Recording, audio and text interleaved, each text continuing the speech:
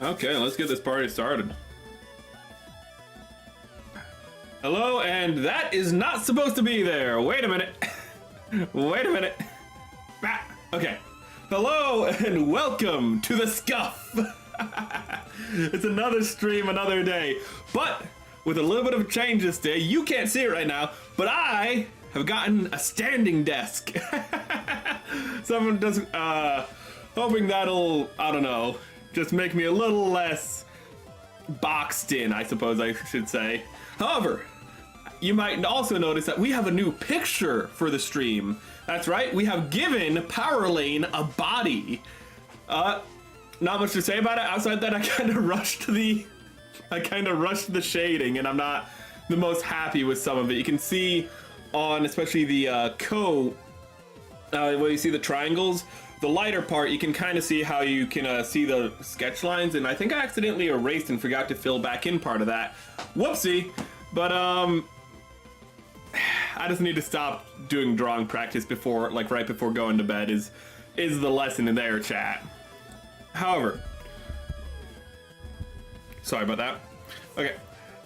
However, we're just gonna put this down, and the next image I'm going to work on, I'm gonna try to get done more quickly, but take my time with more, if you know what I mean. So let me navigate to that. Da-da-da. Let's make that smaller. I am really happy with how it came out in the end, though, because it's supposed to be a combination of power lines, Velo VTuber, and Rosario, the vampire girl from Rosario. So the hair is kind of a mix between the two, while the outfit is kind of pretty much purely him. I wanted to combine elements of the outfit, but kind of in the end decided against it and just to go with his outfit because his outfit's pretty clean. But it also made me want to start using darker tones because this is supposed to be in shadow, but it's not really. It's overexposed. All my images are overexposed. I want to work on that. But that's for future. Hello, Lan! We're just talking about the art. Now it has to. Actually, gonna. I don't want to get too small, so I'm gonna cut out some of it, but there we go. But that is what we did off stream. What we're doing on stream today is playing a game, or more reading a game. I don't know if there's any gameplay in this. It's a visual novel, so probably not. But let us get started on Storms from Seoul, the Gun-Dog. It's the Gun-Dog? I thought it's just Gun-Dog. I've been putting the title wrong. Also, I thought it was Stories of, so I've been getting the title wrong like, all day. Well, what are you gonna do about it? Now, I don't know how long this stream is gonna be because I'm a little ill, because I was helping somebody out and they coughed in my face and I was like, what the fuck? And they were like, it's a sinus infection. It's not infectious. It's like, fucking, what do you mean it's not infectious? Oh my God. And I was like, you're sick as hell. And they're like, yeah, I am sick as hell. I was like, but you're not, but you coughing in my face isn't gonna get me sick. Fucking. So I have a little bit of a sore throat. On the reading stream, of course. Okay. Following a raft of oppressive policies and crackdowns from the Earth-based government of Solar Federation, holy shit, it is this Gundam, the joint forces of the Martian territories and the Jovian Unified Colony Fleet rebelled. This conflict came to be known as the Solar War. Zeon did resettle on Mars. Though you think that would be more of a plot point, Mars Zeon in Gundam? It really it is, but not really.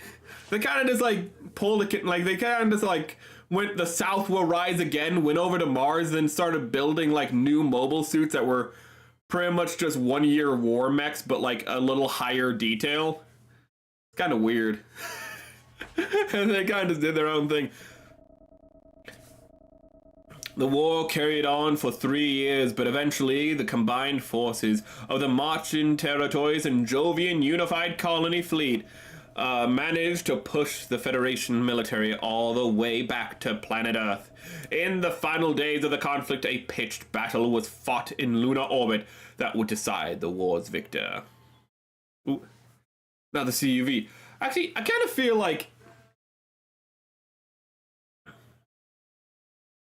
I feel like I know Confederacy in America has like a lot of weight to it because of the whole Civil War, but I feel like other terms like Confederacy is a good example are just not really used in like fiction enough. Like you don't have like something like a German-based like sci-fi like union called like the Confederacy or the Coalition. Like you rarely even get coalitions. You have the Coalition of Planets, but I can't remember what that's from.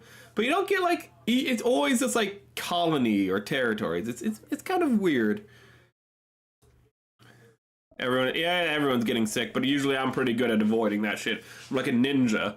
But then a motherfucker coughed in my face while I was helping him. Aboard the Jovian carrier JFS Kaliki. Actually, that shit, that might be Kaliki. Yeah, you have this fucking Confederacy in StarCraft. They straight up have a Confederate flag. Don't know why they have. Don't know why they have that.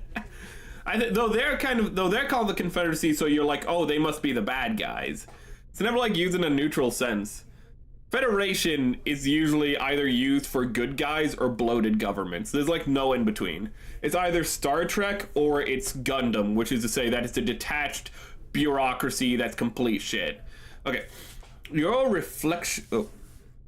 reflexively tighten your grip on your armored frame's twin flight sticks as another wave of vibrations reverberate through the cockpit. The creak of your new flight suit and your quickening breath are the only sounds that you hear above the gentle hum of the frame's subsystems.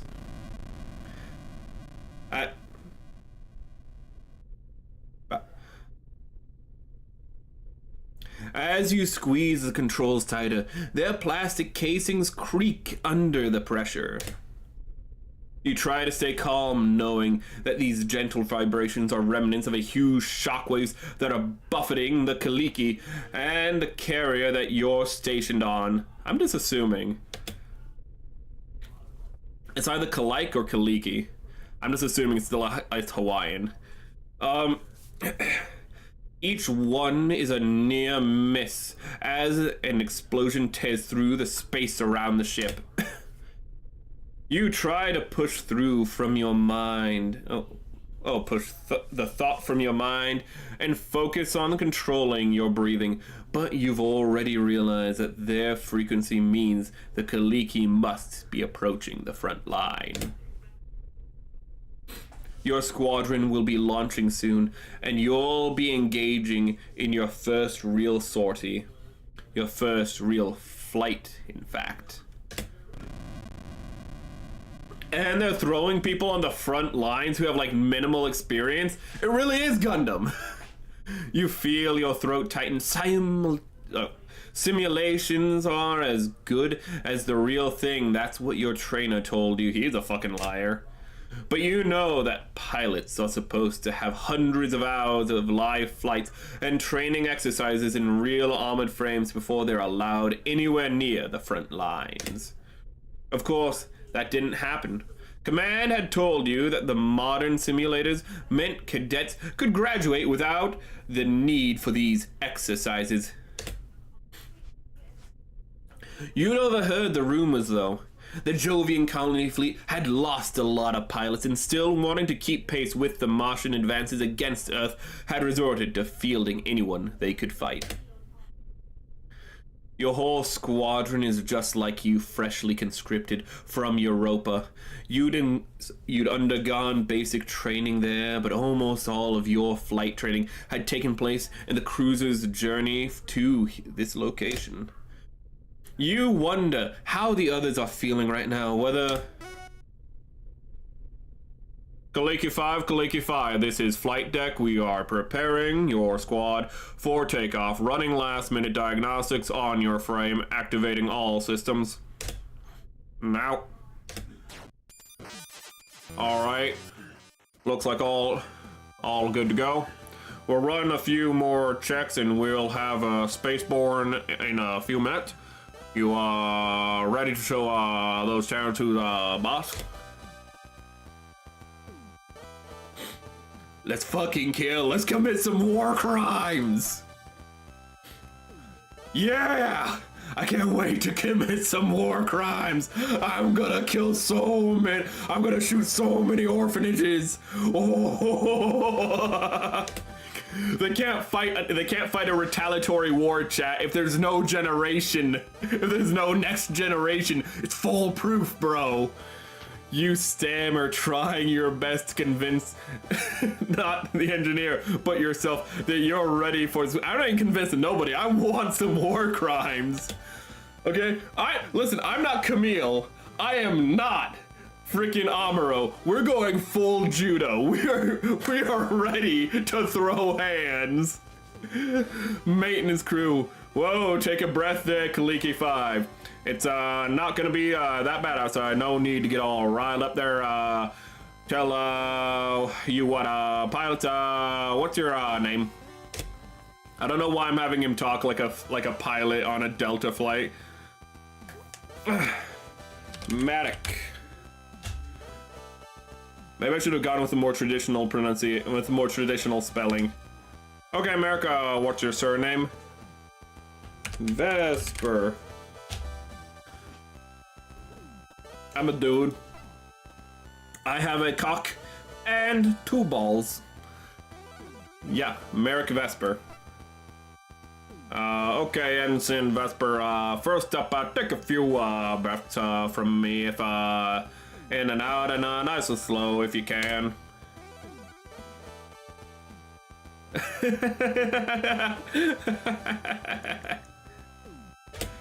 Oh god.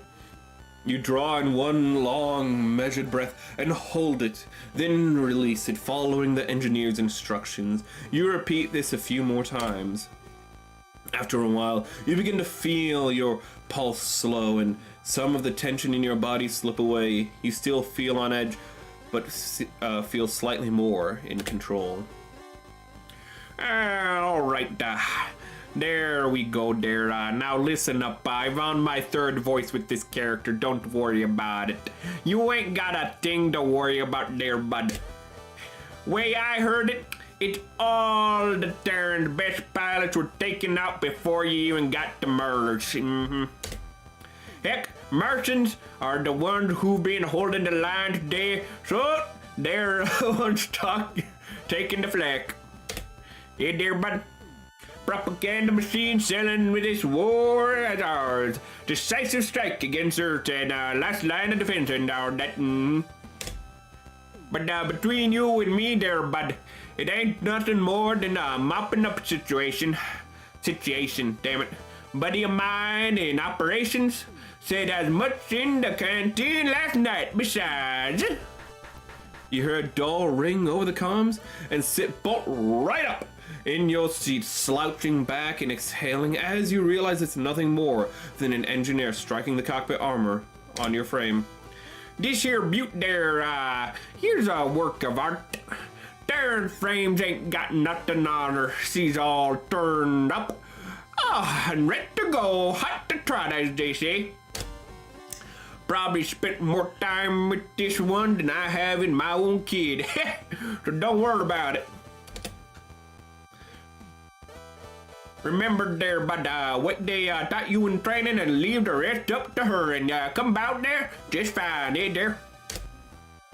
Despite your startled reaction a moment ago, the engineer's confidence is infectious, and you're starting to it's starting to rub off on you. Almost read that it's starting to rub off on you. Rub one off. Woo! Freudian slip. You adjust your position in your seat so that you sat straight up, and soft hum of the frame systems now seem more comforting than ominous. Just a mopping up situation, you think. Nothing, it's like Martians have done all the hard work, so we're sitting pretty here in our top of the line frames. Yeah, nothing to worry about. So there, Ensign Vesper, how are you feeling about things now there, bud? I'm feeling good. Yeah, I'm ready to get you out there and kick some ass, ain't you there, bud? You declare, channeling your newly tapped well of confidence. That's the spirit. Now hang on and there, we'll have you out there killing all those staring scum there, buddy. Left alone with your thoughts, you tune back in on the gentle hum of the frame and you watch the seconds tick away in the cockpit clock whilst you wait till you're ordered to launch.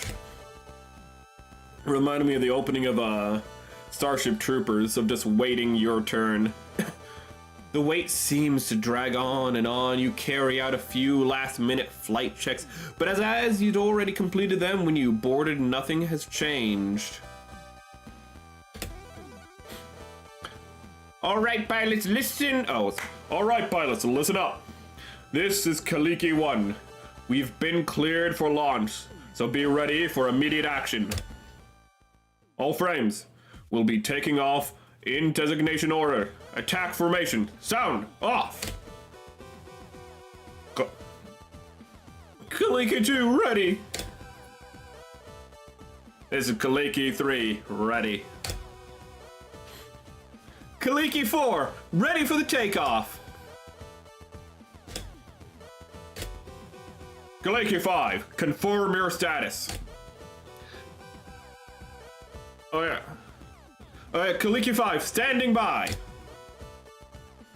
Keep it together, Kaliki 5. Kaliki 6. Kaliki 6 ready. All right, Kaliki Squadron, move out. Ooh, they have like the like the Leos have. I didn't realize that's what it was, but on the back it's like what the Leos have in Gundam Wing.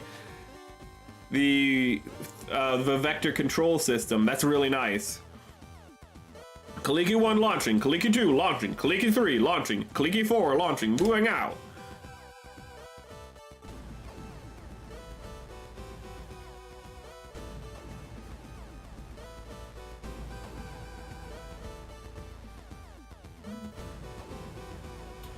Oh. The roll call of your squadron as they depart the ship from accelerated rapidly towards the combat zone sounds almost like a countdown to you. Once Kaliki 5 has declared their launch, you know your time has come. You disengage the restraints and prepare yourself. Kaliki 5, launching. You shout out as you slam the flight sticks forward for maximum thrust. Kaliki 5, abort launch, cut the thrusters. Kaliki 5, abort launch, cut thrusters. The engineer's instructions barely register in your confusion as you've jerked around the cockpit, your helmet slamming to the control panel in a brief moment as the thrust throws you back into the seat before you're whipped forward again. You fucking didn't disengage your lock. Wait, no, I thought these warnings flash all over your monitors and sirens and alerts sound from all over the cockpit. Abort launch, cut thrusters. It takes a few seconds for you to comprehend the engineer, but once you do, you quickly pull the flight sticks back on their neutral position. The roar of the frame's engines dies down in your cockpit again, hits its previous stillness. You wince as the metallic taste of blood fills your mouth. Alright, Kaliki 5, hang tight for a moment. Your frame's restraints didn't accept the disengagement command, so you're still attached to... Okay, so we did do it. It's just that it's the UI was the problem, not us, chat. We're perfect. We're going to need you to run diagnostics. Shouldn't take too long. You slump in the cockpit's chair and exhale deeply, your heart still pounding a million beats per minute, and your lips stinging. You continue to slow your breathing as you listen to the still open communication channel from maintenance crew as they work to get your frame released. It wasn't my fault. I know it wasn't my fault. I'm perfect. You... yeah, hey, yeah? Sorry. Hey, yeah, it looks like the restraints, the disengage command didn't register. Whoopsie doopsie, yeah, Unit 5, alright, yeah. Get Unit 6 out, no sense in waiting for this slowpoke, and I'm just fucking with you. Okay, start the diagnostics and reboot if necessary there, guys. Kaliki 6 launching. Kaliki 6 launching! I don't remember what voices I gave all these nerds.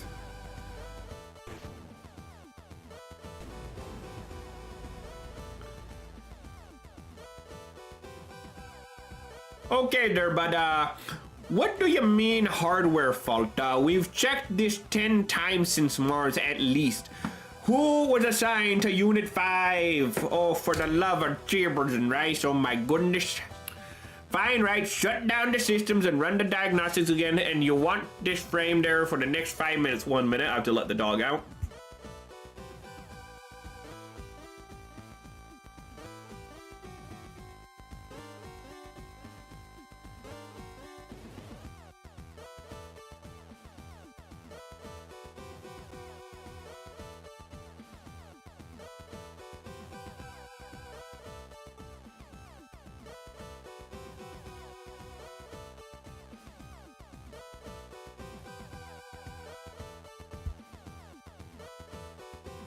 Okay, we're good.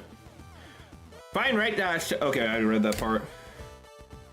Kaliki 5, we're gonna shut you down for the frame systems for a moment, you know, just do a hard reset of the whole thing and run the diagnostics, okay?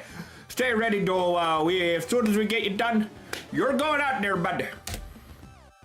Kaliki 5 understood. Ready and waiting.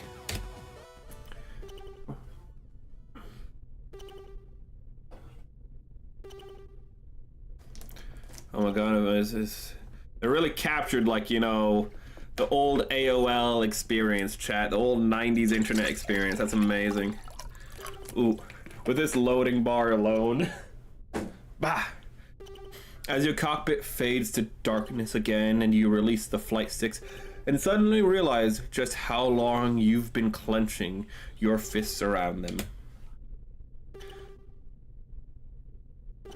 You flex your fingers and roll your shoulders, exhaling again as you begin to hear the muffled sounds of the engineers working on your frame's restraints. Ooh. Staring at the dead monitor, you slowly begin to smile as this is what you wanted, wasn't it?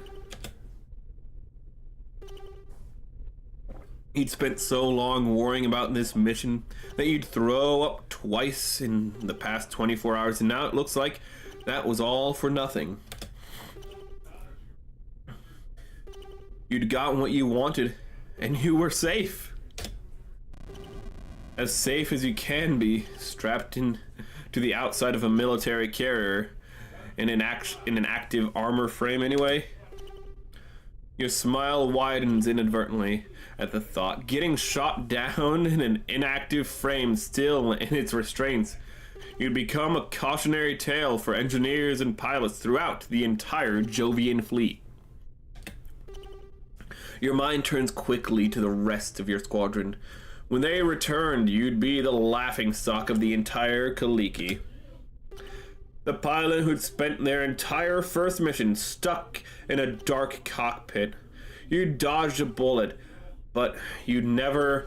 Oh, what war crime is Atera about to commit? Like, are they gonna destroy the Earth out of spite? I hope they do. This is Kaliki 6! They've cut off the flight path! There's more!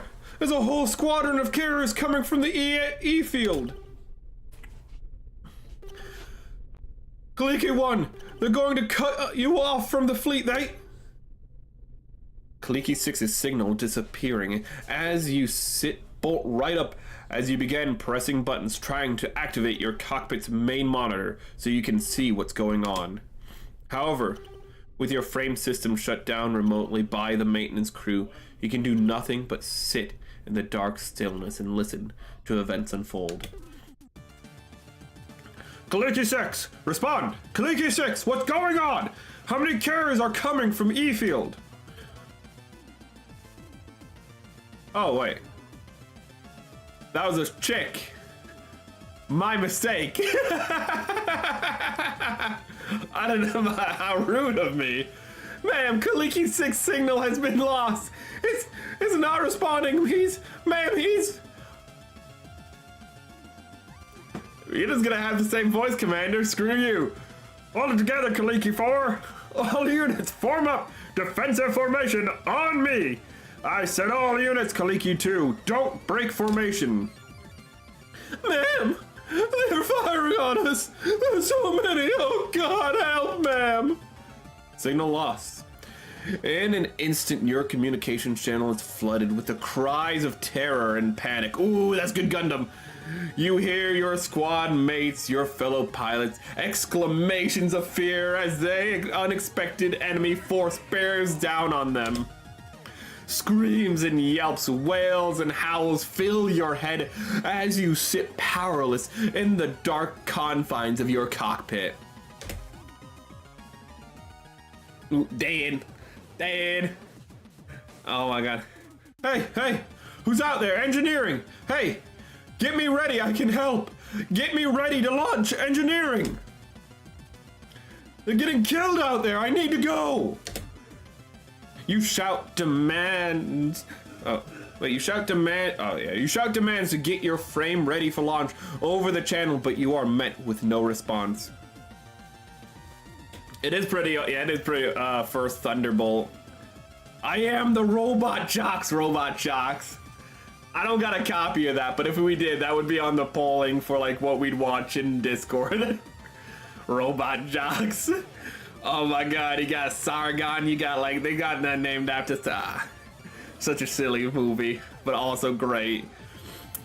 We don't want to use nukes to fight each other, so we'll just have giant robots do boxing matches. Brilliant. In the dark of the cockpit, with your controls unresponsive, you can't be sure whether the channel is closed or if no one's listening, with all attention turned to receiving the battle damage units from your squad. I haven't seen it in so long, but I remember finding it just an absolute delight of a film. Listen to me, anyone, get me out there! You desperately begin attempting a manual override of your systems, but find that nothing responds to you. The only spark of life that you can glean from your frame is this small diagnostics progress bar. I need to be out there, anyone! In one last desperate attempt, you begin hammering on your cockpit walls, hoping to get the attention of your engineers you could hear outside earlier. You don't hear them anymore, so, well, yeah, The entire time, the chaos of the combat out in space is narrated to you in broken fragments on radio chatter. Kaliki 2. There's 3, 4 on me. I've lost my shield. I can't shake them. They're everywhere. Dead. Kaliki 4 line is the line of retreat's totally cut off. We can't get back to the ship, man. What do we do? Stop panicking and listen to my cool, soothing, deep voice. And form up. 3 and 4, on me. We're going to punch a hole through their formation. Ma'am, come in, ma'am. Oh, God. One by one, your squad signals disappear, and the cacophony of panic disappears, replaced with a gentle hiss of static. You stop hammering on the outside of your cockpit as the last voice is cut off. You're drenched in a cold sweat, and now your empty stomach feels like a rock that has sunk to the bottom of it. You lean back and stare blankly ahead. Survivor's guilt! Woo! This is Kaliki 5. Ready for takeoff.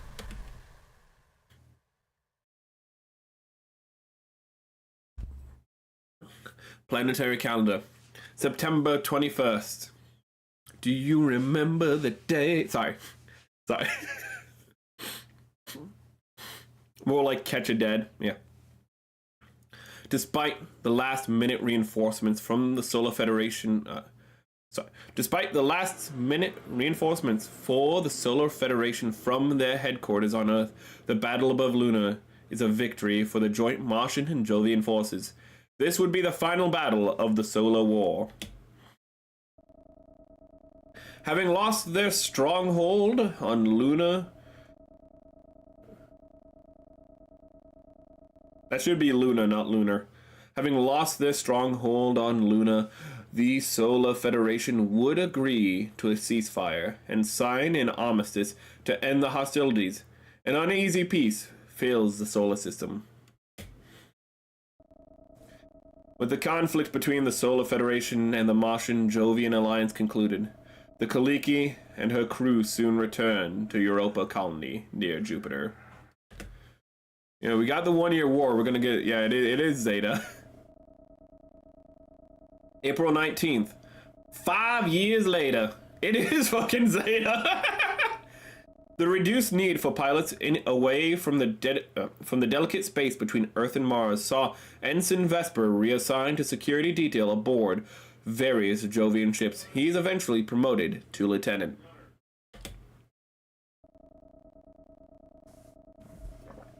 "4 years have passed since the battle above the..." I guess it hasn't been full. If it's not been September yet, I guess it's only been 4 years. Okay. The Jovian colony fleet, fearing a fresh aggression from has increased patrols near the colony, and the dog just did something. So I'll have to come back for a minute.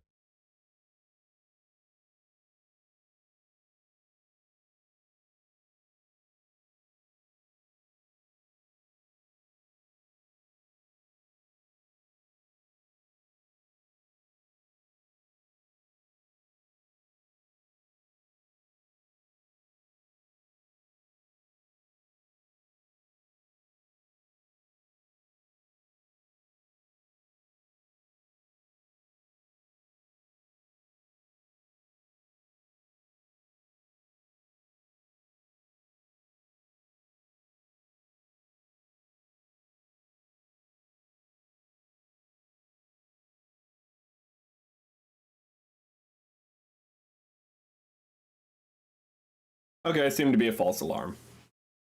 Increased patrols picking unusual signals coming from further out in the solar system. The patrol ships of JFS Gun-Dog is dispatched to support the JFS O'Brien. O'Brien, probably my favorite character of Deep Space Nine. In an investigation of these signals.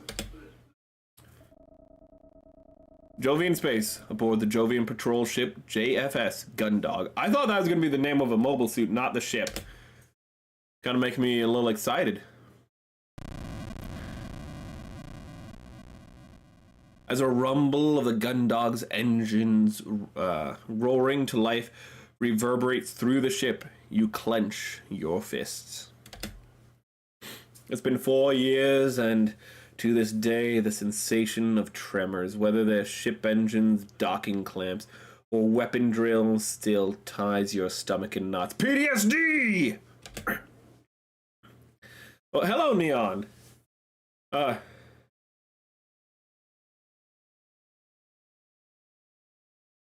You have a backlog. You're too busy to play it. Well, we're gonna be reading this probably next week as well, if this goes well. So, if it interests you, try to check it out, and you can read ahead if you don't want spoilers. The bad trait of a ship's security officer. You shake your head and exhale slowly, taking a moment before stowing the last of your possessions and pushing the drawer closed. You feel the click as it looks into the... You feel the click as it locks into place, and the exterior plastic paneling sits completely flush with its surroundings. Stepping back, you look around the room. You take another deep breath and hold it in for a moment. Although this was far from your first posting as a security officer, you always felt the same sense of trepidation, if not anxiety. As similar as all the ships were, they all came with their own unique crews and personalities. And with those came unique problems.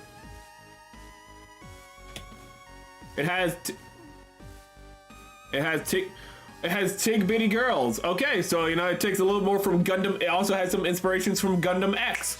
Good to know. No, sorry, Gundam O, not Gundam X. I'm so sorry. From Gundam 00. My apologies for that slip up. When I got back to, you check it out when you get back from Japan. Oh, yeah. I hope that's going well, by the way.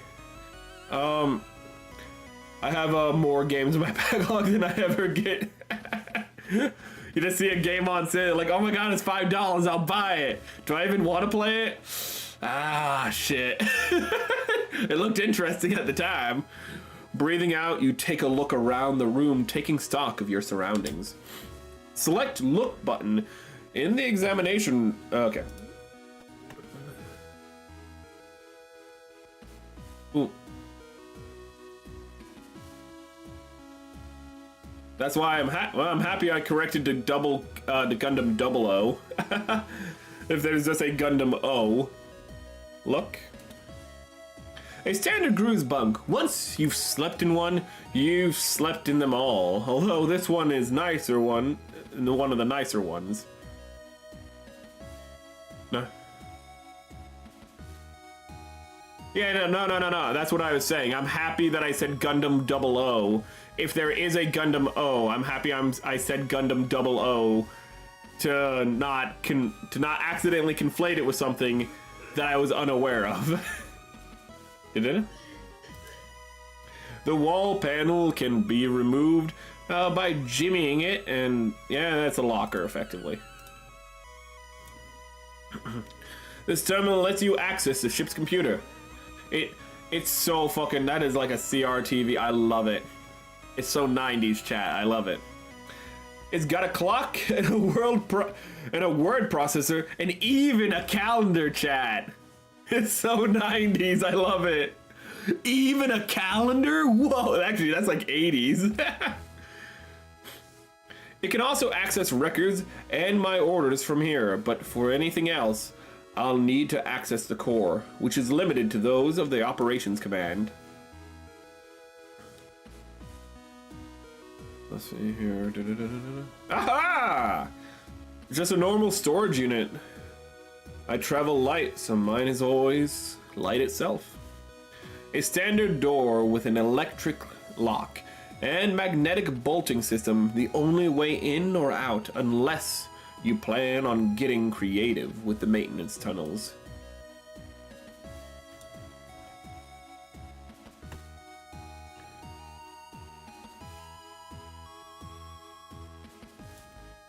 I am done. You've only just boarded and still in the middle of a day. I've been... Okay. Oh, it looks like I've been instructed to report to the bridge. So I guess that's what we're doing. Haven't met anyone yet since my transport for the spaceport ran a little late. And I just about made it on board before launch.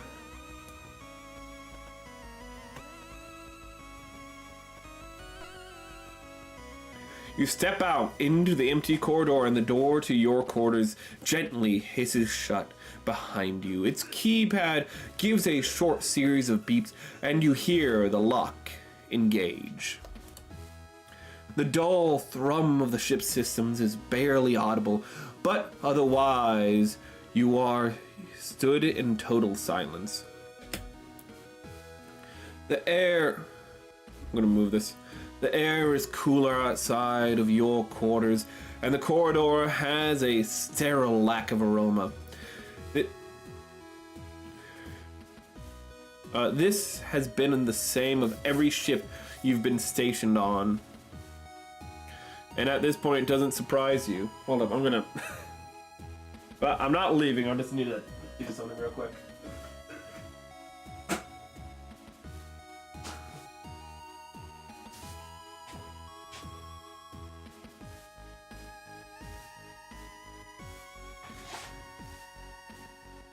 Okay, sorry about that. Okay, so this is the Swift class patrol vessel, which means it's a corvette. If you leave this quarters block, I'll be in the four-side through thoroughfare. If we go right towards the aft, I'll arrive in the central hub, and then I can head to the bridge.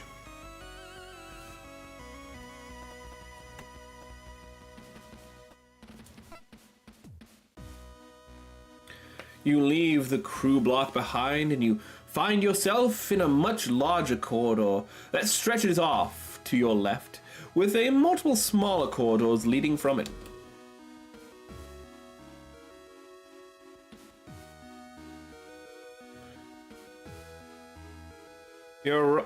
To your right, the corridor leads to a large plaza-like space.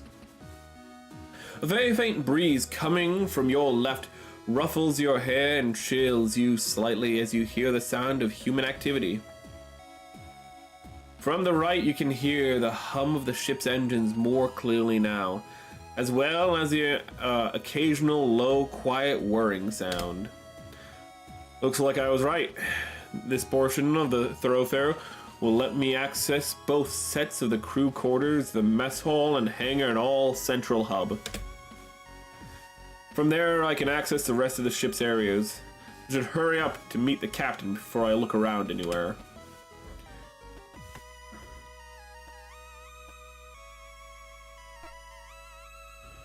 Bridge. As you enter the central hub, you hear a low whirring noise, and the engines grow louder. This stream might actually be less than 2 hours. Jesus Christ. Of course, I get sick on the day that I need to do a reading stream. As you enter the central hub, you hear a low whirring sound, and the engines grow louder. You can see the readouts above one of the elevators change, letting you know someone is using it to travel to another part of the ship.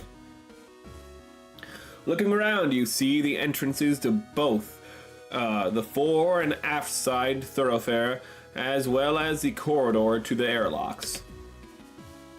These elevators will take me to the bridge where the captain will be. I shouldn't waste any more time.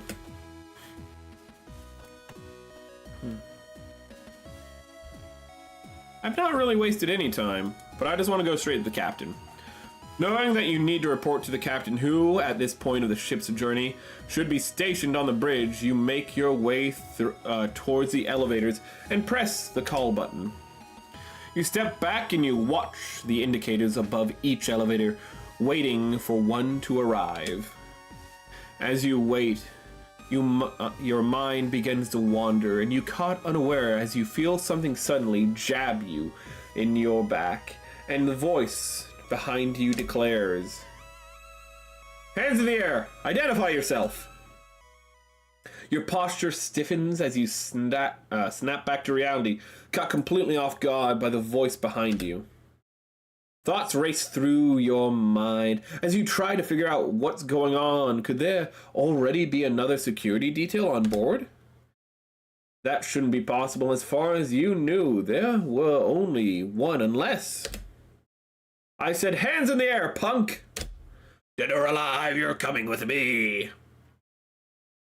You tentatively raise your hands, palms flat and facing forwards, as whatever has been thrust into the small of your back is removed slowly, and you hear the person behind you take a step backwards. You exhale and begin to turn around. Lieutenant Vesper, Security Detail, ID SO254 JFSG. I'm on my way to meet the captain to... Ooh. Apparently this is the art style we went with. I did not know how detailed, because there's, actually, maybe I can show you. You can pick which one of these, and I didn't actually pick one before stream. I guess we just, either this is the default or accidentally pressed it, but I like it. Where you'd been expecting a gruff crew member, instead you are met with a bright and cheery officer waving a pen around with a large smile on her face. You're taken aback for a moment, as this isn't what any officer, just any officer. This is... Cassie! What are you? Merrick! I've missed you so much! You big doofus. You should have seen your face when you turned around. You were all... I love that face you make when you think you're in trouble. It's like you think playing the big soldier would get you out of trouble. It's cute. Lieutenant Commander Cassandra Quinn. You should have known, really. She's always been one for bad jokes and stupid pranks. As long as you've known her, at least. Her less than professional attitude and penchant for irresponsibility is the reason why, despite her talent, she's not commanding a ship of her own. Maybe. It's somebody we've known for a long time. So, on a scale of 1 to 10, how good did I get you? You really thought you were being busted, right? But, if you're being honest, her playful nature is what attracted you to her in the first place. Hello? You've been dating for nearly 2 years. Okay. But a lot of that has been over electronic mail or in letters. Your postings have never lined up until now. Chat! They predicted e-dating! Cassie, what are you doing here? I thought you were stationed at Reliant. You never said you were being transferred. What happened? Well... the thing about that is, you might say that I had a disagreement with the head of operations on the Reliant to a lateral trajectory for my career. Cassandra, please. Okay, so maybe when it came time to change the ship's cybersecurity password, I couldn't be bothered to spend all day sitting in a computer core, waiting for it to generate new code so I could change all the existing passwords by single digit. You place your face in your hands as a dull groan rises from the back of your throat. This isn't the first time you've heard a story like this. All kinds of innuendos. And maybe it turns out when they run, this stream almost had like a Gundolva, the title was almost either a Gundolva joke or a Quattro Bagina joke, not gonna lie. And maybe it turns out when they run the cybersecurity drills, they assume that the enemy have your old password, so try brute forcing from those. And maybe that meant the ship was compromised in, half a second. But at least they found out I'd done that in a drill and not in real engagement, right? I've basically saved the entire ship in advance. She's a girl failure, chat. I can see why we're dating her. I'm surprised you're still even stationed on a ship. How are you not stuck back in the records room on Europa Colony right now? Just call it Europa. Sorry. Well, I probably shouldn't tell you this, but I burned half the records. If I can't trust you, who can I trust? It turns out this mission was organized at really short notice, and the Gun-Dog was the only ship available. The problem was that they'd been having issues with the crew, so they had to transfer some in short notice. Lucky for me that I'd been so recently made available. Ooh. She like, why would you say that? What makes you just go with his dialogue and have you say that? Are there signs that I don't know? That's weird. Oh wait, because of security, you're making an innuendo at the at the security joke. That's weird. I'd only just been stationed on the Duke, so I shouldn't have been free to be transferred. That's actually a really good cybersecurity joke. Ooh. It's not. Well, I tried to help you, but you're just like, no, I was just being dirty. Okay.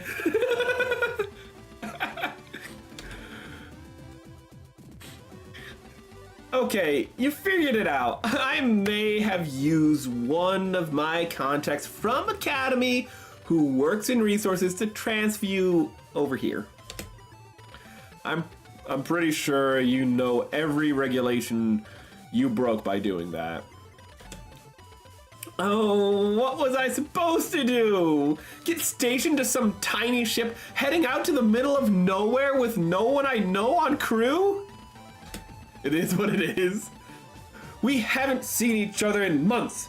Haven't you? Aren't you glad to see me? Of course, I'm glad to see you. I've missed you too, you know. It's a long time. I thought she just flipped us off for a second. You shouldn't become part of the, you don't become part of the Reliance Operations Department without some serious talent. I'm not going anywhere. Oh, you said you were on your way to see the captain, right? Have you had a chance to take a look around yet?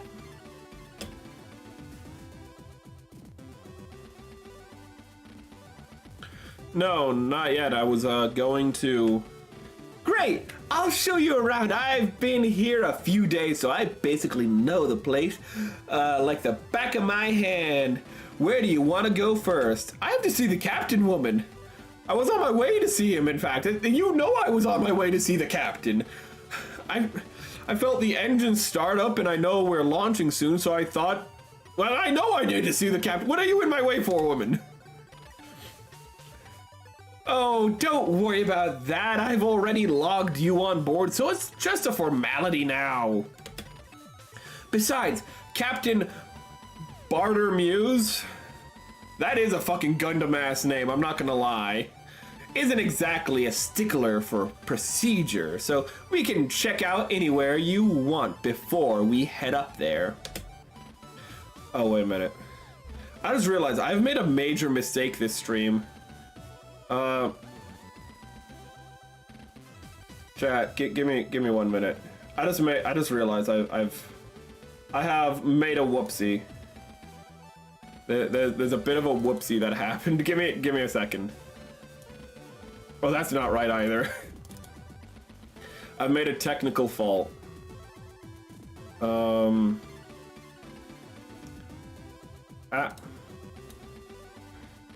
Where is it? Where is it? I need you to forgive me for my mistake. Okay.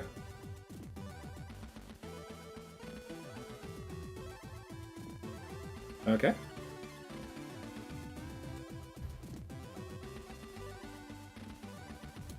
Okay.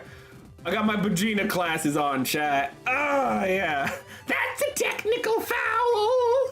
When you forget to put on your Gundam glasses, that's a technical foul. Okay, let's get back to this. Let me with my silly oversized glasses.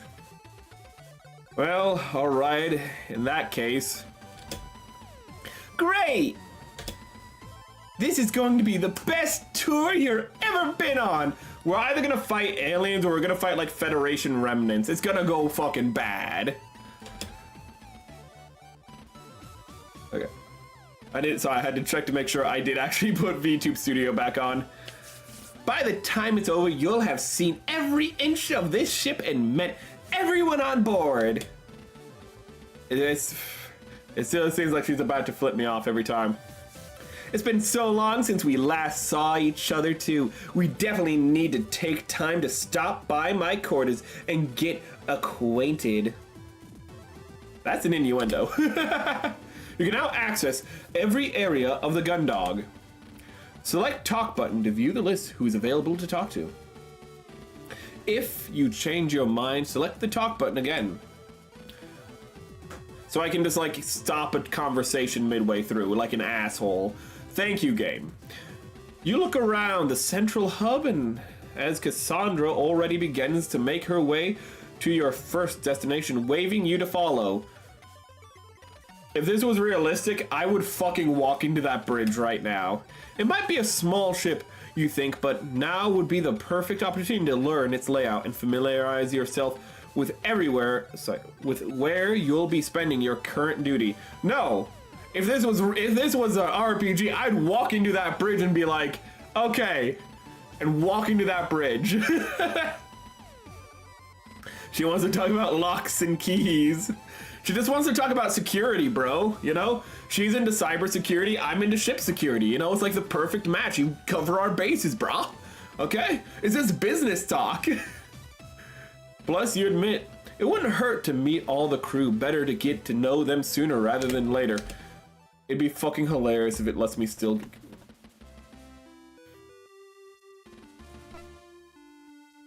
You step from the elevator onto the bridge, and what seems to have been pretty quiet atmosphere turns totally silent as two women present themselves, who had previously been observing a screen, turn to face you. I was not expecting this to be the captain. You identify the captain almost immediately by her uniform, although you are given pause to wonder if you've misjudged, as she listlessly straightens up and heads over to you with an air of disinterest. Oh, and we got a nerd. Jinkies! The other woman shoots you a look, but remains seated in her station, quickly turning away when she realizes you've caught her. Okay, so she's gonna be like maybe a tsundere or something. Run! Run! She's too much for you to handle. You can't take her, Matic. Get out of there! The curtness of her reaction catches you off guard as she quickly returns to what she'd been doing before. Before you entered, hopefully Cassie's presence can thaw what you feel might be a cold reception. Wait, Cassie's with me? Damn it! Lieutenant Merrick Vesper, entering the bridge and reporting for formal assignment, ma'am. You declare, throwing a sharp salute. I did a salute. A sharp salute, with Cassandra quickly following suit. Lieutenant Commander Cassandra Quinn entering the bridge in the accompaniment of Lieutenant Vesper. You're taken aback slightly as you realize that you've hardly ever seen Cassie be serious about anything, even her position. Whenever she's had to talk about assignments, it's always been dismissive. That's why my fucking face tracking isn't working too well. I have the wrong glasses on. 1 minute. IRL glasses. I really need to get contacts for streaming, but I don't like poking myself in the eye. Can you so sue me? Sorry. I like how it doesn't really matter because, you know, I have these big glasses that you can't really see my eyes too well anymore anyways, but... Ooh. But I was just wondering, like, why am I always squinting and shit? Why is my model always squinting? I thought it was just because I got the standing desk and it just changed the angle a little. And so the face tracking is gonna have to get used to it. Okay, sorry about that. Okay. Whenever she's had to talk about her assignments, it's always been dismissive or in a joking way. You're caught so off guard that you'd almost miss the captain addressing you. At ease, Lieutenant. Lieutenant Commander. You and Cassie both lower your salutes and loosen your posture slightly. There's a slight pause, which you can tell is the captain sizing you up. This informal assessment lasts a little bit longer than you're comfortable with, until Captain releases a heavy sigh. Welcome aboard, Lieutenant. I appreciate your prompt appearance. You'll have to forgive me for not coming to formally welcome you to the Gun-Dog when you first boarded. The order to depart was an urgent one and needed to head out as soon as possible. We wouldn't have left without you, of course. We'd been given word that your transport was running late, and the system notified us when you were aboard. So I made the decision to set sail as soon as we'd received you. Thinking about it, it was unusual that there hadn't been a formal onboarding process beyond the dock staff checking your ID and guiding you to the Gun-Dog. You'd not realize in your rush, but now it was obvious. But it did not make sense that if this was an urgent dispatch, the ship would launch as soon as all crew were aboard. Now I'm just imagining like a ship just completely staffed with Grus from Despicable Me, with all Grus aboard. We are going to steal the moon!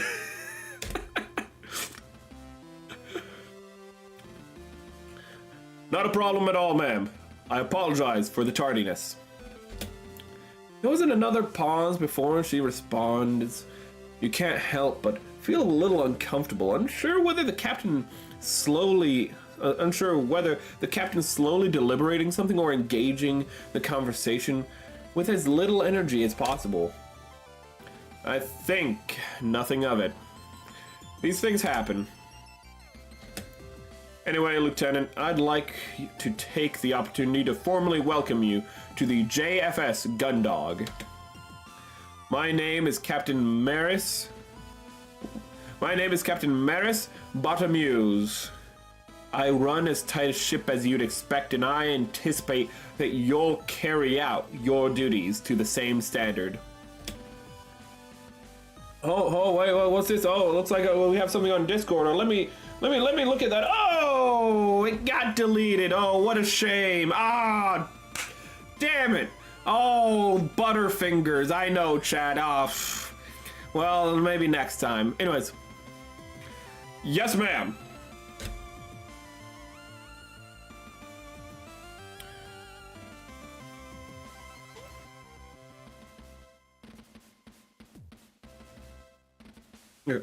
From experience, most onboarding procedures have involved greetings and speeches from the captain that have ranged from serious to almost ceremonial.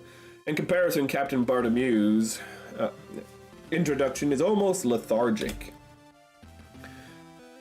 Your card, Lieutenant. Yes, ma'am. The item, okay. Item. When possible, select item button. She inspects it for a moment before taking it to the control panel near the captain's chair. You remain in position, not quite at ease, but not quite at attention. You watch as she enters some commands into the console and inserts your card into the slot. There's a whirring sound followed by a series of beeps before your card is ejected and the captain takes it back. Selecting the function button, you can now access a map of the ship, allowing you to move from one location to another without visiting areas in between. That's why you go to the captain first. I was right. Follow procedure. You can always view your current objectives and blah, blah, blah. Follow procedure, chat. Ugh.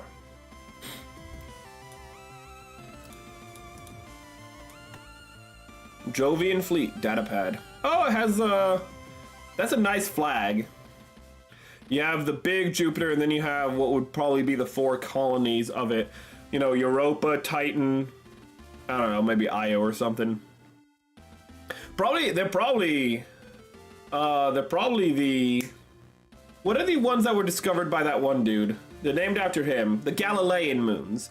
They're probably the Galilean moons, considering they're the largest, even if they're not the most habitable, and you know. Captain Bartamuse, with this Lieutenant Vesper, you now have access to all areas and authorities befitting the ship's security detail. Your responsibilities begin with immediate effect. Thank you, ma'am.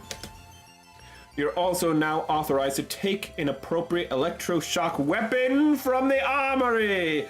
Oh, we're gonna be armed, chat. Oh, but I don't need it. But chat, what about these guns I already brought on board? If you have any further questions, then you know where to find me. Dismissed. Okay. Look. With the exception of some physical controls, the ship size of the Gun-Dog can be controlled entirely from the bridge. Navigations, automated combat system, security measures, you name it, it can all be done from the crew members in this room. And now only 500 million credits to buy. Get them while they're hot. Oh, no. Okay. Same thing. The bridge is one of the few places on any ship where you can actually see into space. The one place you wouldn't want a window is the one place where you actually have a window. Fucking clever. I do like the aesthetic though. I do like the whole, like, you know, actually having a viewport and whatnot. Even if it's a flawed concept. I like it over cameras. Gundam has a good medium where, like, during battles, they actually go into a lower deck that's armored. That's a nice compromise. And then, but like when they're on flight, they have the whole deck, so they have maximum visibility, as though visibility matters in space at all to begin with, because you're going to be fighting at such distances. But it doesn't matter. You're a nerd for pointing that out. Okay? Just accept the fucking... They're fucking fighting in giant robots. Accept the fucking absurdity and move on, bro. You're there for the war crimes, not the hard sci-fi. That's a treat on top. Surprisingly hard sci-fi, especially in the one-year war, though. During combat, these windows are covered with blast shutters. Okay, so they have a good thing. And the bridge crew rely on sensor. Okay, so they did the other compromise. Oh, I am nerd. We're all nerds here. You're watching a VTuber, bro. It's don't worry about it. What is this? What's this thing? It looks like a roll next to it. The captain's gel, although the majority of the ship can be controlled by the operations staff, there's a few select systems that only the captain can authorize, and they're all done from that chair. You need a captain's clearance level to access them, though, so it's not like you can sit down there actively. A nerd for fucking... Let's see here. I think that's everything. Okay. Vanessa. God, you're a bitch. Anyways.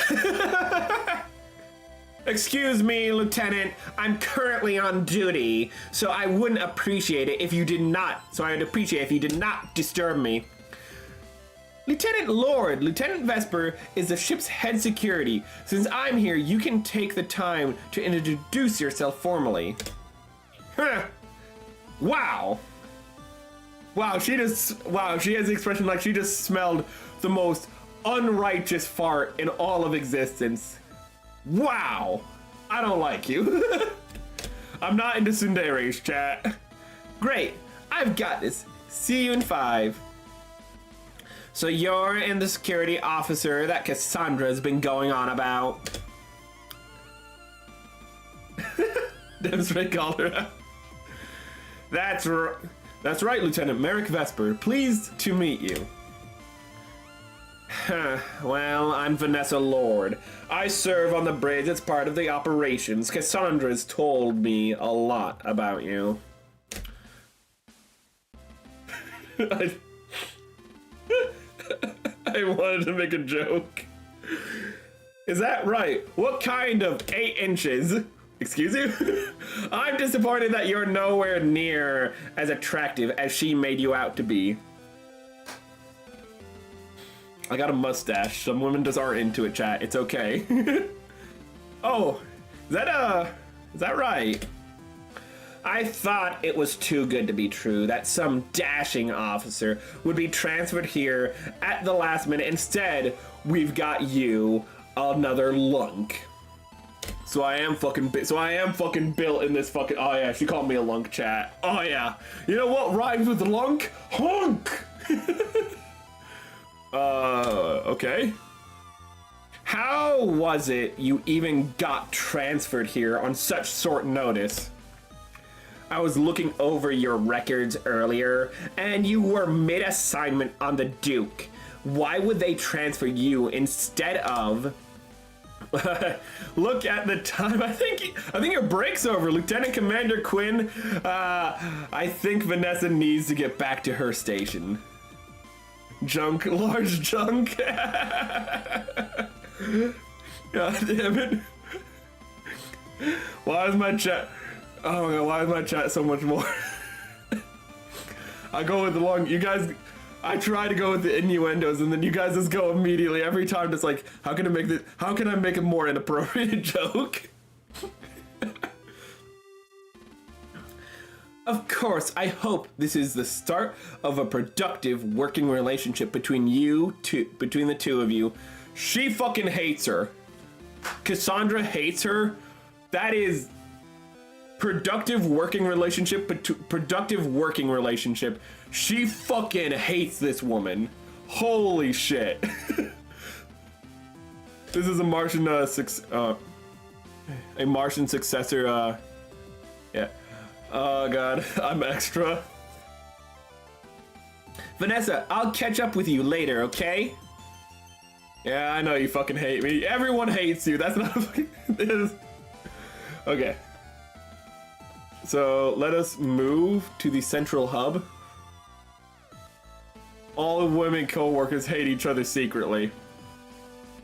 It depends on the workplace, but that can be the case. It really depends on the workplace, to be fair, but there are some workplaces where I don't know why. I don't know if it's the line of work, but some places they fucking despise each other. Other places they actually genuinely love each other. To the point where it's actually like a problem. Because it's just like they won't pressure each other to get the fucking work done, but that's a different problem. Look, what's this? If we head this way, we can... Oh, armory. Shut up.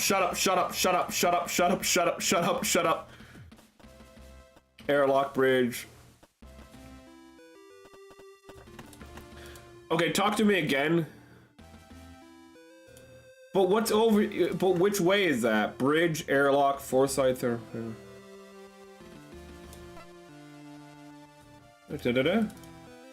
Oh. What did I... Wait, what... Crap. Can I scroll back? Okay, sorry. Fortified. Thoroughfare, I know. I went to my quarters earlier when I came aboard. What did you just say? Okay.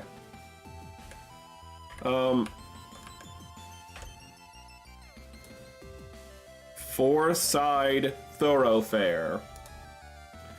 No, I don't think you did. Oh shit! It's like it's already like a real relationship chat. All you need is to enter her code to unlock your floor. This isn't the Netherlands. She's not Dutch.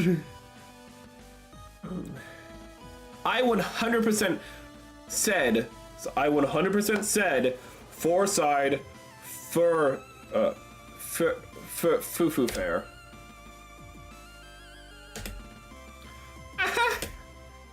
It's a tricky thing to say.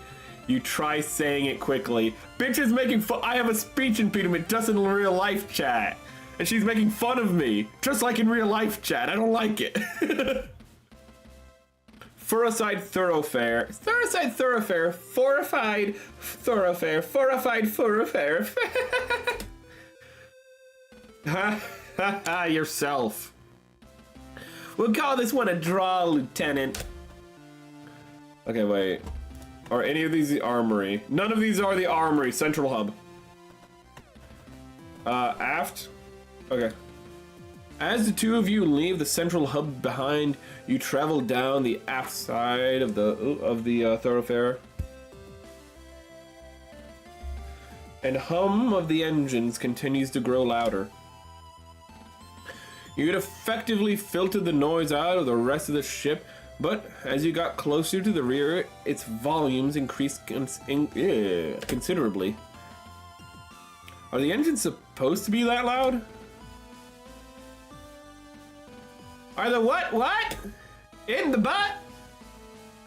I said, are the engines supposed to be that loud? The what? In the butt. I said, are the engines? I heard you the first time, I'm just fucking with ya. You could have fooled me. I've never been on a ship where the engines are so noticeable. I can't hear the engines. Is it supposed to be like that? It's a feature. Supposed to... No, not really, but the Gun-Dog is a Swift class, a type of patrol ship that's designed for rapid responses.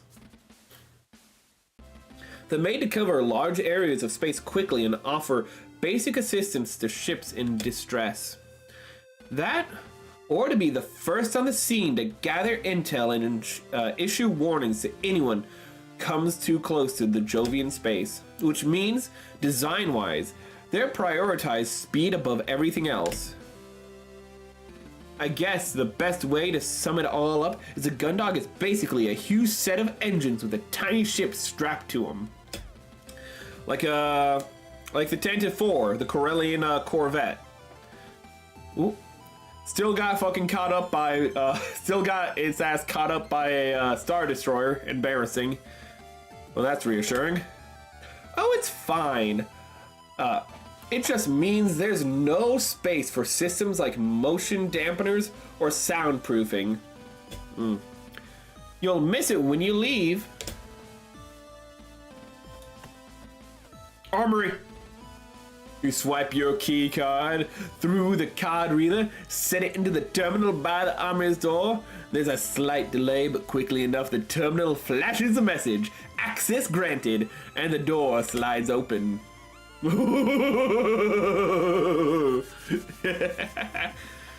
first thing you notice about the armory is the benches and the lockers remind you of a changing room from the training center back at the military academy on Europa. As you walk past them, you take a closer look and realize that there are the same kind of benches used at the larger ships you've been stationed on. Of course they are, why wouldn't they be? The ones with sports facilities and changing rooms on board.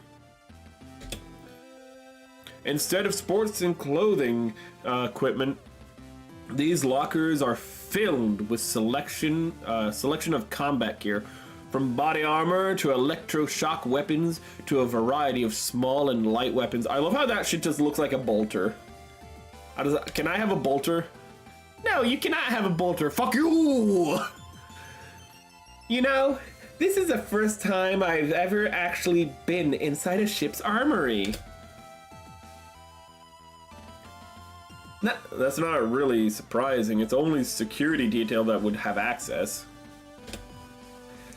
Even a situation where a ship's expecting to encounter boarding party, it's security's responsibility to distribute the weaponry to the crew in advance. It's to ensure there's no panic and that crew don't get a hold of weaponry they're not really trained to use. Huh. That's standard regulation, you shouldn't... that's standard regulation. You should know that. Well... all I remember from my firearm training was when I dropped my electroshock weapon and accidentally zapped one of my girls from operations. Our trainer made me use a hand-cranked battery charger to recharge all the power cranks as all the power packs as punishment. So that's why you're so good with your hands. Anyways, you must have taken forever. You bet! But you should have seen my gun show afterwards.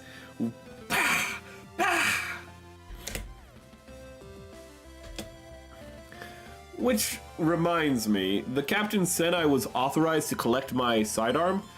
I should get it whilst I'm here. Why is it always whilst I'm here? Why is it never while? It's consistent, and I'm thankful that it's consistent. It's not like Crunchyroll, you know, where it's like, oh, we're gonna use whilst one moment, then while another moment for the same character. This character isn't gonna say, instead of saying do you, they're gonna say do ya. We're gonna hop in and out of dialect, because that's how dialects work, right? They're inconsistent. Fuck you, Crunchyroll. No, stop trying to be creative with your translations. You're not smart enough for it. You're dumb. Sorry. She's only off and she's only hands-on. The spacesuits in here are for the ship's security detail. They're a little more robust than the suits handed out to the rest of the crew. Screw them, I guess. For obvious reasons, yeah, they're not as important, bitches. But aside from... Is my entire crew gonna be women, actually? Holy shit, I just realized that. From what they did. I did not think it would be this kind of game. If it is. I was not expecting a dating game if it turns into a dating game. So help me God, Power Lines. He's the one who brought this game to my attention, so help me God, you vampiric son of a bitch. This locker contains a variety of small arms and light weapons. They're only for use against external hostile forces. Not that bitch who stood you up in cell blocks in aft quarters. The external hostile forces, even then, their stopping power is relatively low because the dangers of using live rounds inside a ship.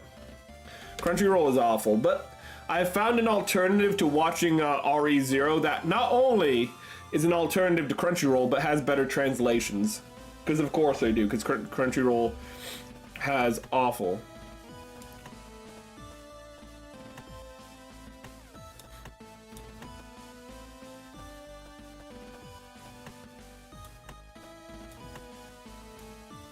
Accessing the weapon locker sends an automatic alert to the bridge.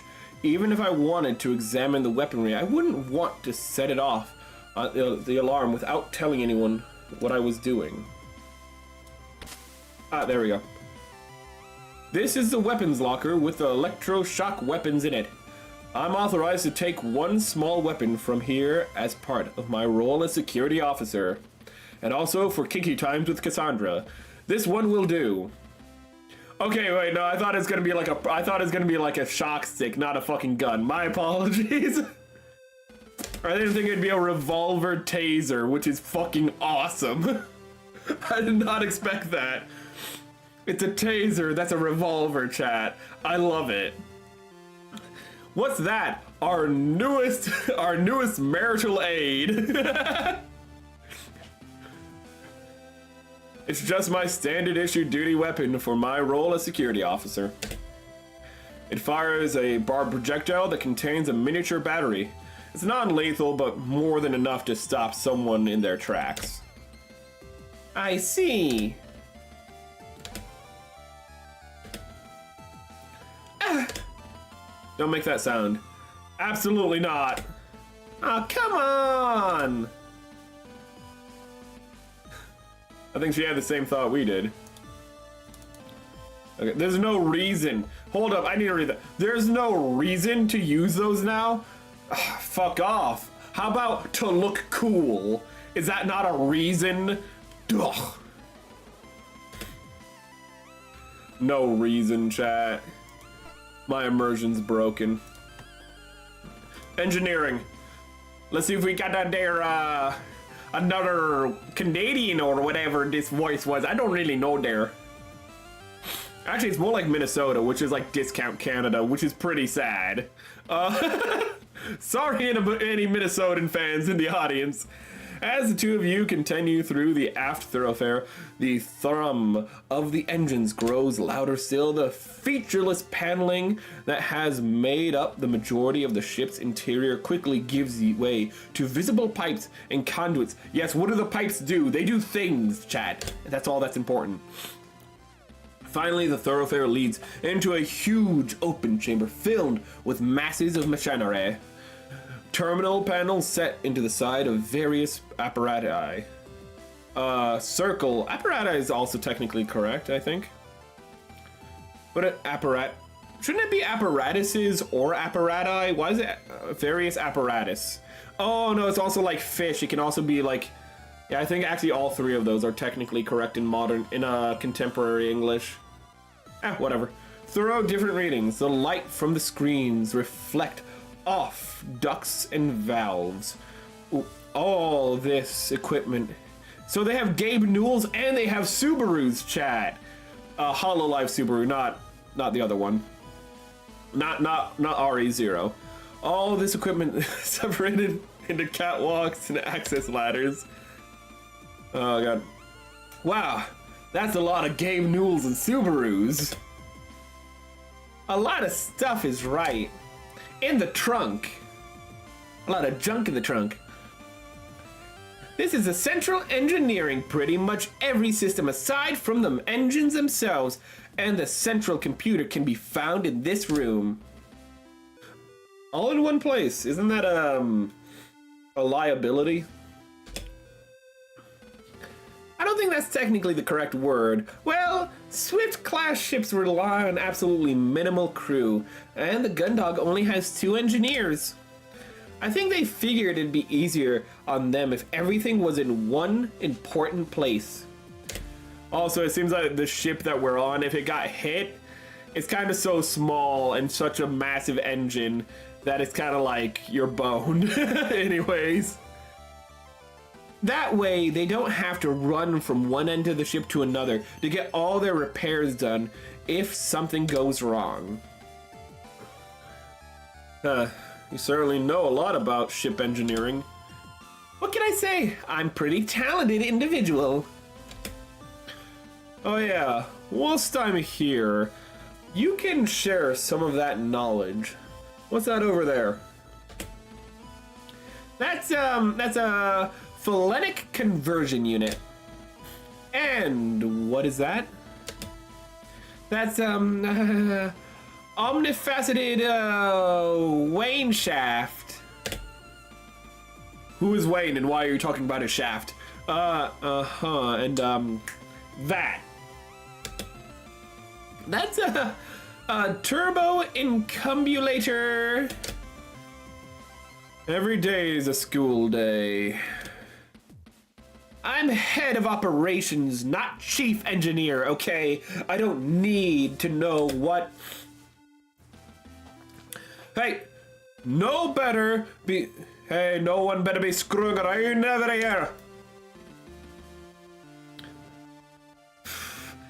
God, an engineer and I immediately go for a Gaelic accent. In sci-fi, is that racist? Oh my god, the Mote God's Eye, he's Gaelic. Deep Space Nine, he's Gaelic. Original Star Trek, he's Gaelic. Why are there so many Gaelic engineers in sci-fi? Wait a minute. I don't know, that's only 3, but... Mote God's Eye, good book. I would recommend it. One of my favorite science fictions. Looking down, you see through the grating that there's another catwalk situation below. And you're stood on top of a crew member moving at... You're stood on...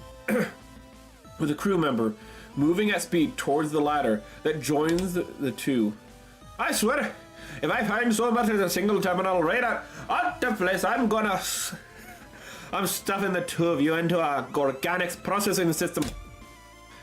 I have to retrieve 1 more pen from behind the compressors. The crew member continues to grumble as they ascend. It's a puff, Tomboy. I don't think Gaelic people are this tan, but we've already given her the voice. Quinn, you better not be here to tell me what that your favorite pen has some... Wait. Okay. No, Chief, I got it right here. Stargate was Gaelic. Wait, shit.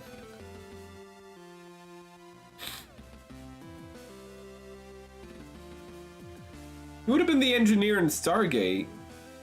Because I'm only thinking of the guy who does the dialing, and I don't think that's what you mean. Engineering from Farscape was an alien, but seemed kind of gay.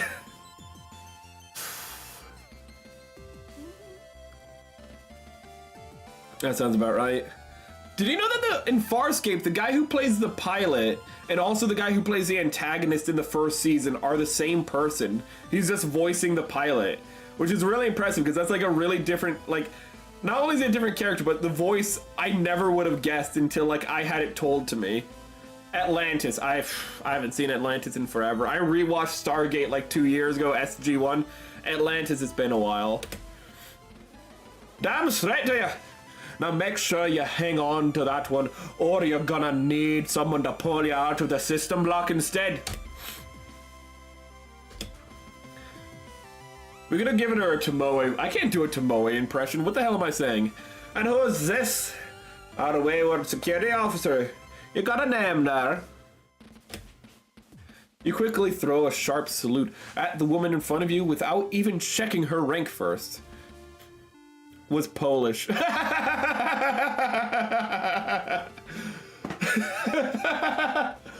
that just seems like a modern stereotype to have him be Polish. Oh hey, who's our man? Who's our guy who's like, you know, working with like the physical like shit? Who's like, who's our tech guy? Who's our like utilities office? Like who's our dude doing all the utilities in our sci-fi? Make him Polish. It's just like that feels. It feels just like a modernization of the fucking old stereotype of Gaelics. Okay. I haven't seen Atlantis in forever. Ooh. So I wouldn't know which one. Oh god. Not only does you loom physically, but you quickly pick up on a force of personality that feels like it adds an extra 6 inches to her considerable status. Lieutenant Vesper, security officer for JFS Gun-Dog BAM. Oh. Less of that, ma'am. Business, Vesper. What's WhimzieCat's chief engineer? She is Gaelic! Sorry. Sorry, Mackenzie is a Gaelic name. Of course, that doesn't necessarily mean she's Gaelic, but like... We can keep the Gaelic accent, chat. We can keep the fucking Gaelic accent, is what that means. Chief engineer, but what's chief to you? Yes, chief.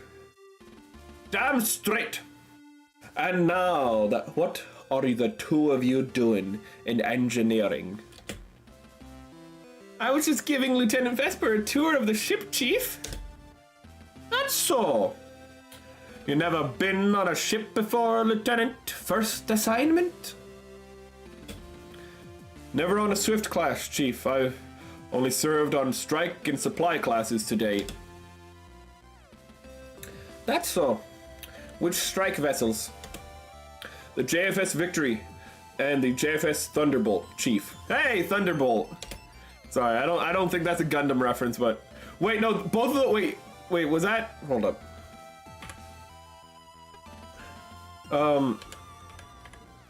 Wait, how do we access the log? Wait, was it Victory and Thunderbolt? Because both of those are Gundam series. Actually, those might have been Gundam references. Victory and Thunderbolt. Victory and Thunderbolt, eh? Don't think either of those two are less than 3 years old, so probably wouldn't have been what the new streamlined distribution systems. Oh. 1 minute. Sorry about that. 1 minute.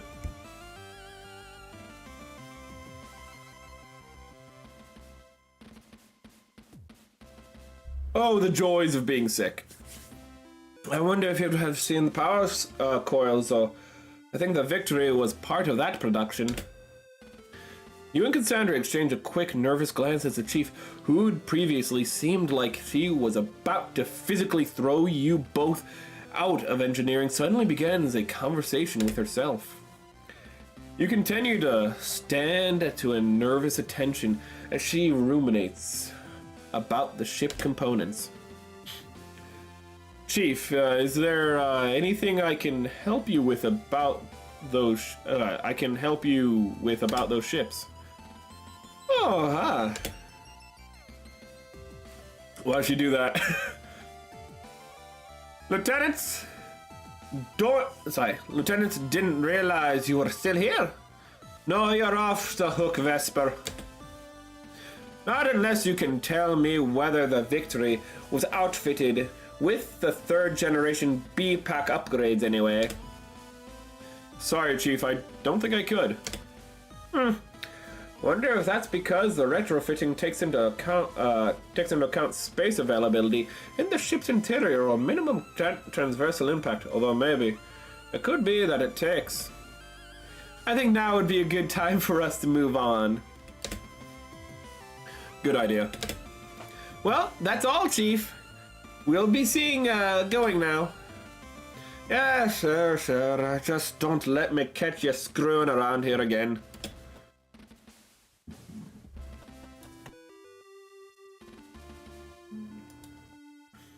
There's so much machinery in here. If what Cassie says is true, and that's all the ship's systems are packed in here, it could be anything. It's certainly giving off a lot of heat, though.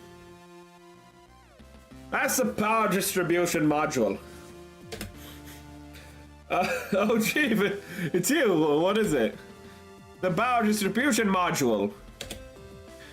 We're situated above the Gun-Dog's main reactor, and this system which distributes the power to all the ship's various systems. She has a mixed accent. I should have given her more of a defined Scottish accent. It doesn't matter. Oh, is that right? There's so much going on that you have no idea what you're looking at. Could waste of time processing. Oh, life support. Sorry, Chief. What was that? This unit's part of the life support system. To be exact, this part is an assessment central of sorts. It continuously samples the atmosphere on board of the ship and ensures there's all optimum level to keep us all alive. Oh, that door leads to Central Computer's room. It contains the ship's mainframe, and all the ship's terminals are connected to it. It also runs the majority of the ship's hardware.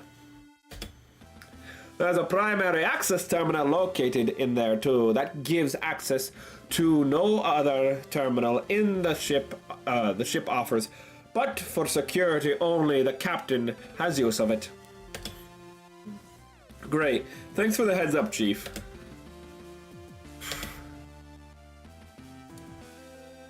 That door leads to the ship's engine rooms. There's another engine room on the other side of the ship. It's not exactly at the efficient layout when you're running tests on the systems, but it's what they thought would work best in terms of getting the Swift compact. Oh, thank you, Chief. Cassandra's getting pissed.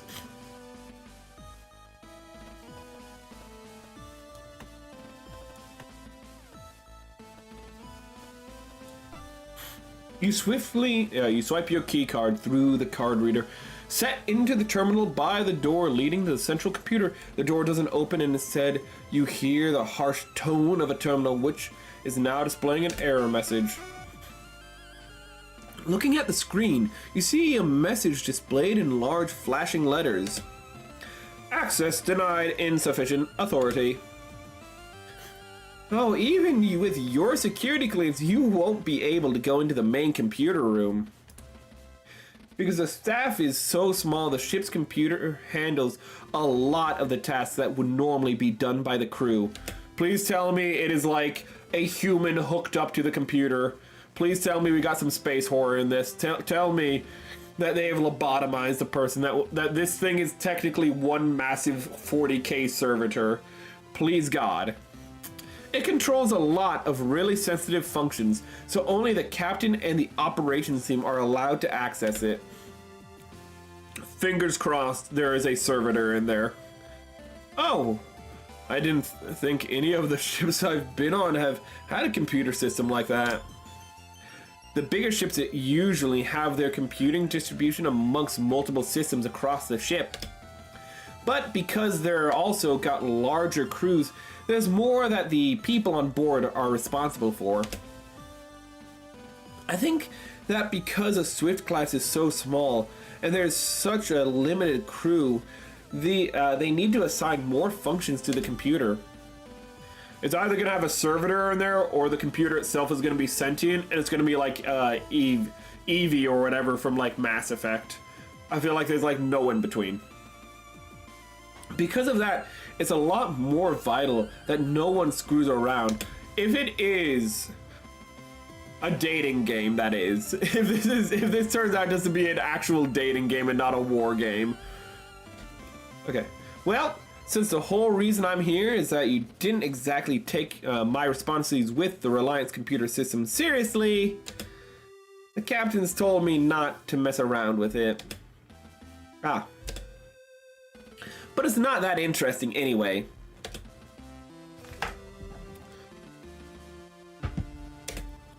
Okay, and let's go to the engines then. Okay, looks like we are gonna make 2 hours. We're gonna try to interact with as much crew as possible before we sign off. The two of you watch from around the corner as Chief Cathy's, continuing to mutter to herself, paces back and forth, checking terminal readouts and various displays. Eventually, she heads down the ladder, and she'd climb to confront you. Now, out of sight, Cassandra darts towards the engine room, gesturing you over.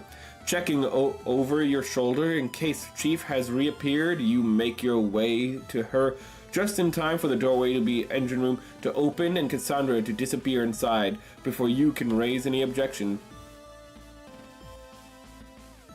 Well, it's got to be better than staying here with the Chief. The room you find yourself in is a similar size to the area you just left, but once that was crammed full of huge range of machinery, this room is almost entirely filled with but one colossal cylindrical engine. The pulse of the engine is now a tangible sensation as the vibrations that it emits shake your whole body. So, this is the main engine. Well, one of them anyway. Like Chief said, the ship's outfitted with 2 of these. Now, I see what you meant now when you said that Gun-Dog's a huge set of engines with a ship strapped to them. This thing's massive. Look at that animation. It's a visual novel. You gotta visualize it, chat.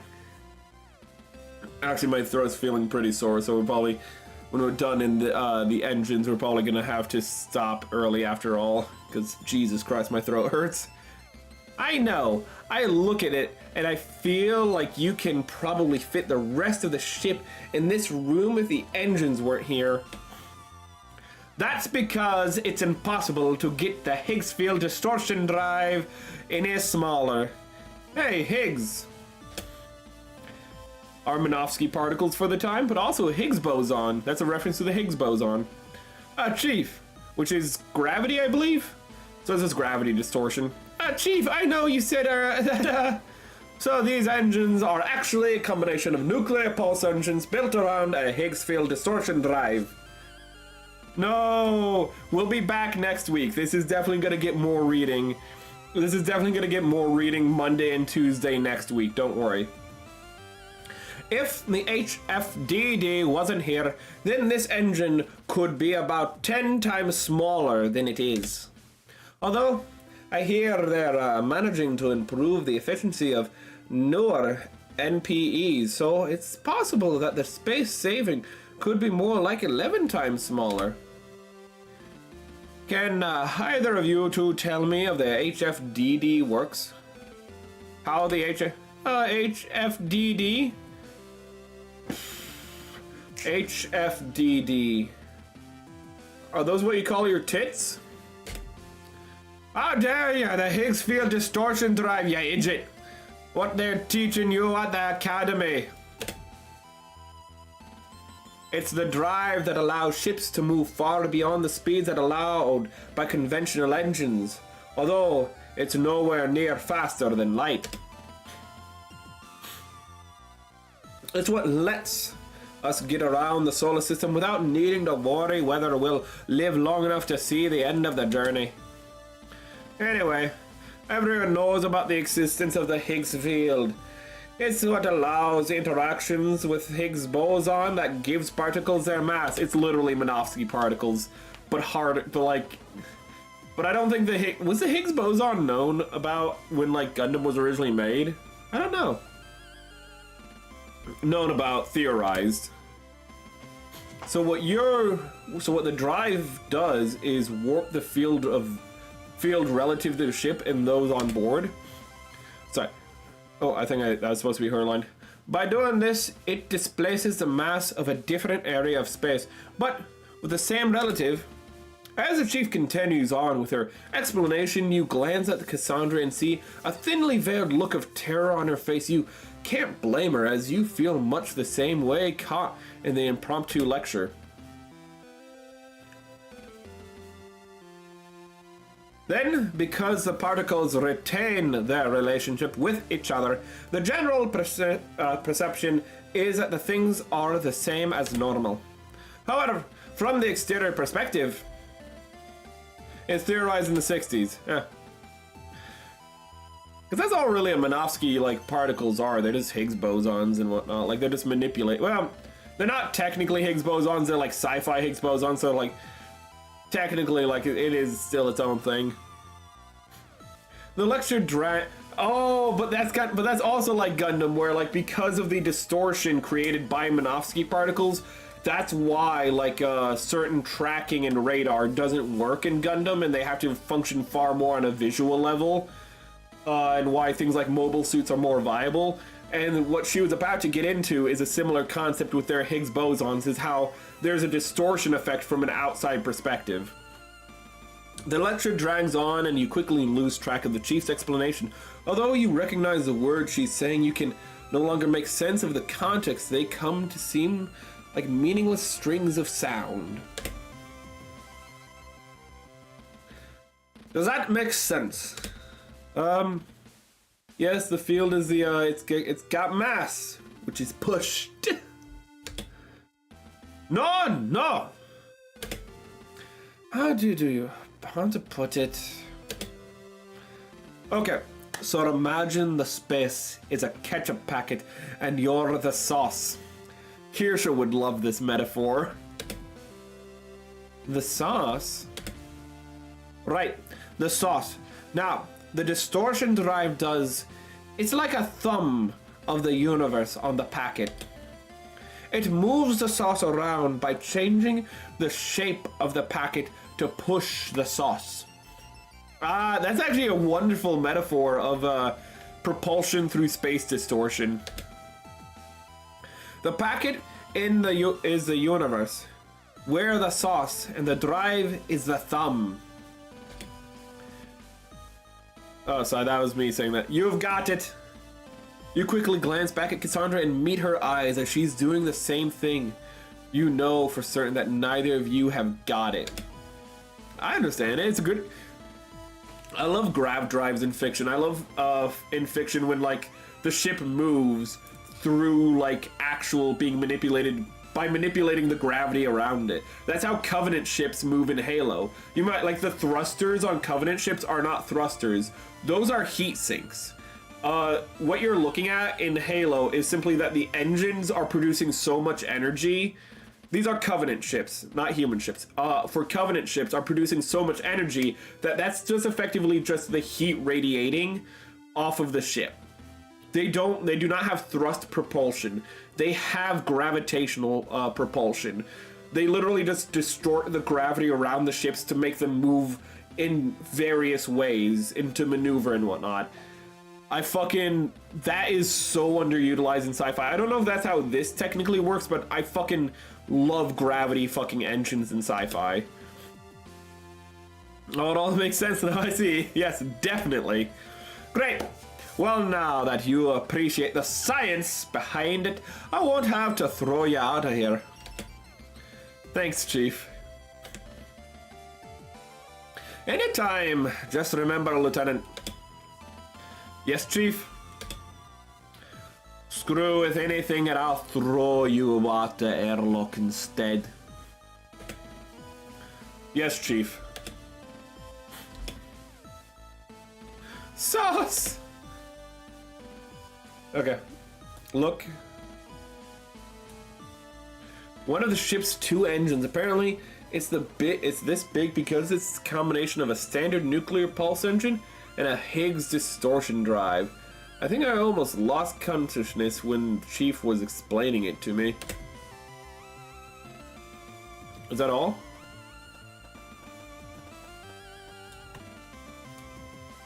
You can't be 100% certain that the Chief was joking when she offered that way out the airlock, so he decided not to touch it. Okay.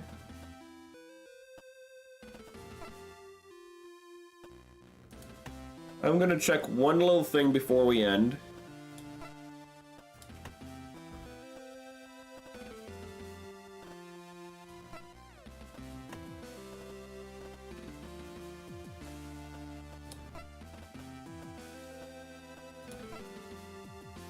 Oh. Okay. And here we have the highlight of the entire tour, the mess hall. Cassandra's face is radiating with happiness and gestures through the double doorway that you're stood by in the mess hall. Looking inside, you see a canteen like any other. Tables, chairs, and all that jazz. This is the highlight. It looks like a pretty This is the highlight. It looks like a pretty standard mess hall. You bet! Do you know why? Tell me. Because they've got both of different kinds of because they've got both of the different kinds of vending machines. The red one that stocks the spicy potato chips and the white one that has all the different chocolate bars. Wow. So that's all the bases covered. Huh? They've got all the fundamental food groups. I'm not sure. Hey, Quinn! A rough voice calls out from further in. You hadn't noticed them previously because Cassandra's enthusiastic presentation in the vending machine, but someone sat in the far corner, stands up, drops a half-smoked cigarette into a coffee cup and strides over. And that will be our cliffhanger. Oh my god. Look, we got a badass. Can I save? And we're gonna just to make it confusing initially. But they said a gruff voice, so I cannot do that right now because my voice is shot. So we will get back to fucking Maverick next time. But thank you for joining us. Let me look for a place to send you guys off to. To send you beautiful bastards off to. Let's see here. Is she still streaming? Holy shit. I'm gonna send everyone to Tomoe Omari stream. Paste. And I'm gonna do a link. Wait. Actually, hold up. I'm gonna have to find her on Twitch. I'm gonna link out because I don't want to raid. But let's see here. Let me link out. A pleasure as always. Thank you. Did it? Let me see Tomoe Omari on here so I can link out. Copy. Okay, and this is Tomoe Omari on Twitch. I'll send that one out first. There you go. And on YouTube, here is Tomoe Omari. I like it when I can raid out to this, link out to the same place. She is making a horse and she's been working on it for, by God, like 5 hours at this point. 4 hours. She's been working on it for 4 hours. She's doing, it looks really nice so far. I'm definitely gonna check it out. I'm gonna let my voice rest. Hopefully I get it back by tomorrow. But I hope you've enjoyed this stream as much as I have enjoyed it. I'm definitely going to be playing more of this game next week for the reading segments of Monday and Tuesday. But in the meantime, this is Merrick Vespa signing off from me to you.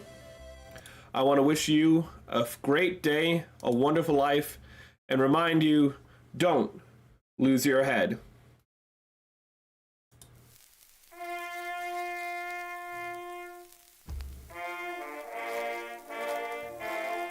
And tomorrow's stream is at the same time. We are finishing the new Gundam, real grade. So, I know it's unusual. I know usually Gundam is at the start of the week, but it's celebration week, so things are a little shuffled.